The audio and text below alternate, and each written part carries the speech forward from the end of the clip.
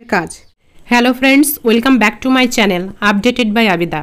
বন্ধুরা, মুখ্যমন্ত্রী মমতা বন্দ্যোপাধ্যায় নবান্নের যে মিটিং হয়েছিল সেই মিটিংয়ে তিনি বলেছিলেন যে এবারে আবাস যোজনার টাকা ঢুকতে চলেছে ডিসেম্বর মাসে। ডিসেম্বর মাসের 20 তারিখে আবাস যোজনার প্রথম কিস্তির টাকা ঢুকে যাবে।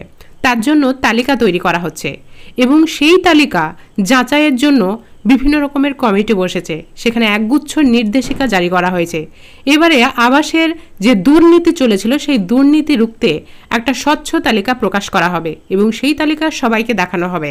তো এই স্বচ্ছ তালিকা প্রকাশ করার ক্ষেত্রে কি কি গাইডলাইন জারি করা হয়েছে এবং কি কি বলা হয়েছে আজকের ভিডিও থেকে আমরা জেনে নেব। তো যদি ভিডিও ভালো লেগে থাকে তাহলে অবশ্যই একটা লাইক করবেন, শেয়ার করবেন, কমেন্ট করবেন। আর আপডেটেড বাই আবিদা এই চ্যানেলে যারা নতুন আছেন তারা অবশ্যই চ্যানেলটিকে সাবস্ক্রাইব করে নোটিফিকেশন অল করে রাখবেন এই ধরনের আপডেটেড ভিডিও সবার আগে পাওয়ার জন্য। তো এবারে আজকের ভিডিও থেকে আমরা ডিটেলস জেনে নেব।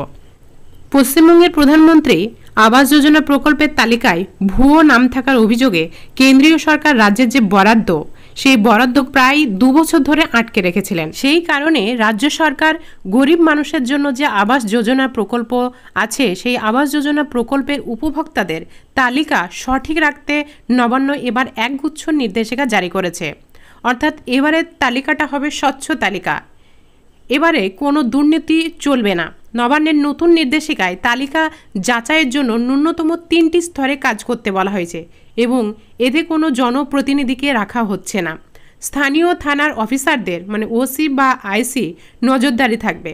নির্ভুল তালিকা 13ই ডিসেম্বরের মধ্যে চূড়ান্ত করতে হবে। এরপর 20 ডিসেম্বরে রাজ্য সরকার এই প্রকল্পের প্রথম দফার অর্থ বরাদ্দ করবে।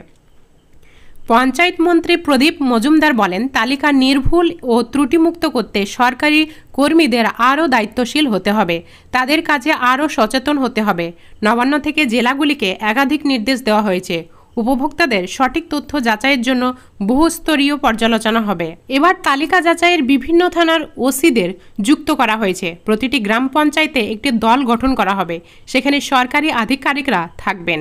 এই দল পঞ্চায়েতের তালিকা সংগ্রহ করে ঘরে ঘরে গিয়ে যাচাই করবে এবং ভিডিওগ্রাফি করবে।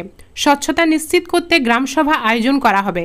প্রত্যেক গ্রাম পঞ্চায়েত, বিডিও অফিস, মহকুমা শাসকের অফিসে উপভোক্তাদের তালিকা প্রকাশ করা হবে। তালিকা প্রকাশের পর 3 স্তরে পুনরায় যাচাই হবে।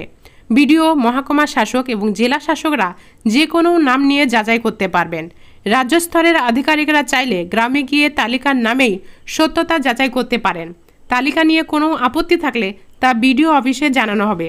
উপভোক্তাদের তালিকা চূড়ান্ত হওয়ার পর তা প্রকাশ করা হবে। তারপর যে কেউ অভিযোগ জানাতে পারবেন। অভিযোগের ভিত্তিতে পদক্ষেপ নেওয়া হবে। নবান্ন জানিয়েছে, তালিকায় কোনো ভুয়ো নাম পাওয়া গেলে তা ইচ্ছাকৃত বলে ধরা হবে এবং সংশ্লিষ্ট সরকারি কর্মীদের বিরুদ্ধে গাফিলতির জন্য শাস্তিমূলক ব্যবস্থা নেওয়া হবে।